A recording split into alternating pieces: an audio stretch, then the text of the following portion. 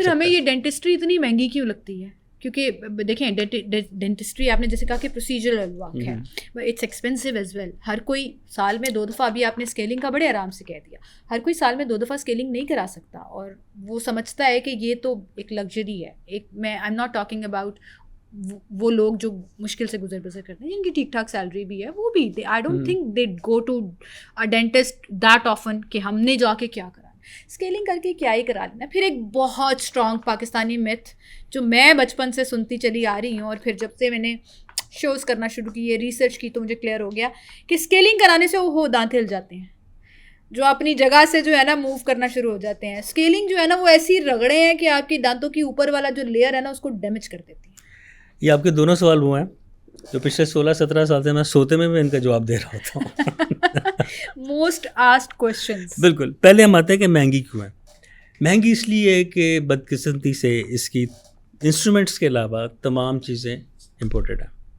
Local हमारे सिर्फ instrument बनते हैं, बाकी इसकी जो फिलिंग्स हैं, इसके जो कॉस्मेटिक्स हैं, इसके जो क्राउन्स के मटेरियल्स हैं, इसके जो फर्नेसेस हैं, जो सब इम्पोर्टेड है, सब इम्पोर्टेड। पाकिस्तान में नहीं बनते। नहीं, अब जब बनता है आता है तो टैक्सेस होते हैं। हम जब अपने डिस्ट्रीब्यूटर या वेंडर से चीज़ें लेते हैं वो हमें टैक्स डाल के हमें वो देते हैं। हम जब पेशेंट को देते हैं ऑब्वियसली हमने फिर अपना उसमें से सारा एडजस्टमेंट करके, तो इसलिए। लेकिन फिर भी मैं बताऊं कि पाकिस्तान हमारे एकदम साया ममालिक में अभी भी पूरी दुनिया से बिल्कुल सस्ती डेंटिस्ट्री इन्हीं मुल्कों में, हमारे मुल्क में और एकदम साया ममालिक में। इसलिए हमारे रिश्तेदार बाहर से डेंटिस्ट्री का इलाज कुछ भी कराने यहाँ आते हैं। मुझे याद है मेरे अपने रिश्तेदार यूके से यहाँ आए कि जी दांत का क्राउन चढ़वाना था हमारे, तो 3 माह पहले से लोग आ रहे थे। हम डॉक्टर साहब नवंबर की, मतलब उनको वहाँ से यहाँ आने की टिकट और यहाँ के प्रोसीजर की टोटल अमाउंट जो है वो सस्ती लग रही होती है, जो उनकी अपने करके भी पैसे बच जाते हैं। अभी कल मैंने एक बच्चे का काम किया, वो कह रहा कि मुझे यूएस में सिर्फ बताने का कि आपके मुंह में ये गड़बड़ है, जो कि मैंने पूरे ट्रीटमेंट के भी उससे कम पैसे लिए, तो उसने कहा उसने सिर्फ मुझे कंसल्टेशन के $500 ले लिए थे। तो इससे अंदाजा ये सारी दुनिया में है। चलें, if it makes us feel better कि हमारी जो डेंटिस्ट्री है वो थोड़ी सी सस्ती है, लेकिन इंश्योरेंस कंपनीज को ये नहीं लगता ना, वो नहीं काउंट करते उसके। इंश्योरेंस कंपनी पूरी दुनिया में कोई नहीं देता, कोई तो कह रही हूँ ना, वो अगर देते हैं तो कुछ परसेंटेज देते हैं, बाकी पेशेंट ने खुद ही देना। परसेंटेज भी सिर्फ बड़ी माइनर सी है और बड़ी कम सी है। अच्छा, वापस आ जाते हैं, मसूड़ों के खून का हम जिक्र कर रहे थे कि आ जाता है। अब इसकी वजूहात क्या हैं? एक तो आपने कहा कि चीज़ें जम जाती हैं, बीच में खाना इकट्ठा हो जाता है।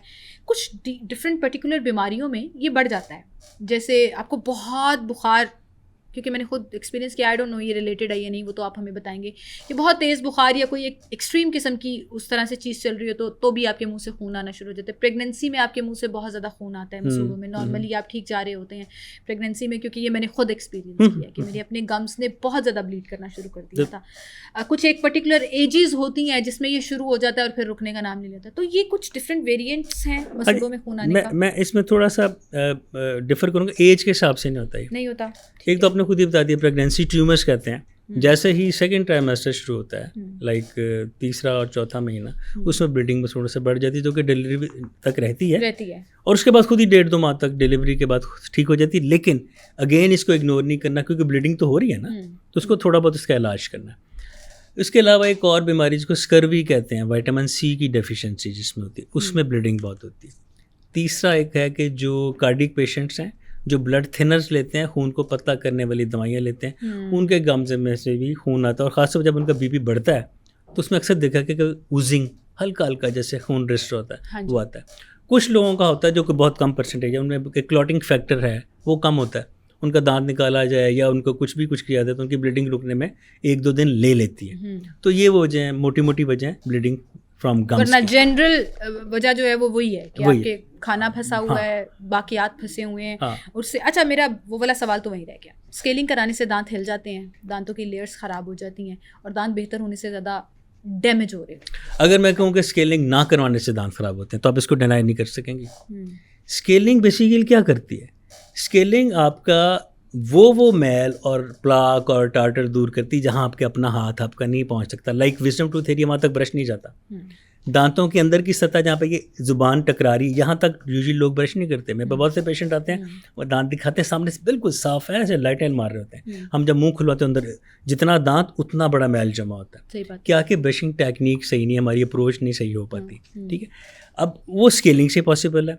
और आप इसको दांतों पे ना बड़े ये सख्त तरीन हिस्सा है, ये बड़ी देर से ख़राब होता है। ये रातों रात, ये नहीं कि अब सुबह उठे तो आपके दांत ख़राब है, नहीं, ये महीनों पे मुहित एक सिलसिला है। सही है। अब रही जहाँ तक बात कि स्केलिंग कराने से दांत हिल जाते हैं, तो मैं इस प्लेटफॉर्म से ये भी अवेयर करना चाहूँगा कि ऐसे डॉक्टर के पास जाएँ जो क्वालिफाइड हो, जिसके क्लिनिक के बारे उनके नाम के साथ BDS लिखा हो, bachelor dental surgery, PMDC number लिखा हो, PMDC वेरीफाइड हो, पंजाब हेल्थ केयर कमीशन से रिकगनाइज्ड हो, या जिस भी सूबे में उस सूबे के हेल्थ केयर कमीशन से रिकगनाइज्ड हो, वो आपका काम कभी ख़राब नहीं करेंगे। क्वैक्स क्या करते हैं, जो अताई हैं, आमतौर पर किसी डेंटिस्ट के साथ 5-6 माह गुजारे, साल गुजारा, उसके बाद अपना सो कॉल्ड इन्वर्टेड कॉमा शुरू, क्लिनिक इन्वर्टेड का बंद, क्लिनिक खोल लेते हैं। हाँ। ये आमतौर पे मज़ाफ़ात में चलता है। लाहौर के अंदर भी जो अंदरूनी के इलाके में भी हैं, बहुत जगह हैं सर, बहुत से ऐसे डेंटिस्ट्री के क्लिनिक्स हैं जिनको देख के आपको लगता ही नहीं है कि ये एक्चुअली एक ऑथेंटिक जगह होगी जहाँ पे जाके आप अपने दांतों का इलाज करा सकते हैं। As far as scaling is concerned, हम जब स्केलिंग करते हैं, हम अल्ट्रासाउंड एक वाइब्रेटिंग टिप होती है जो कि सिर्फ वाइब्रेट करके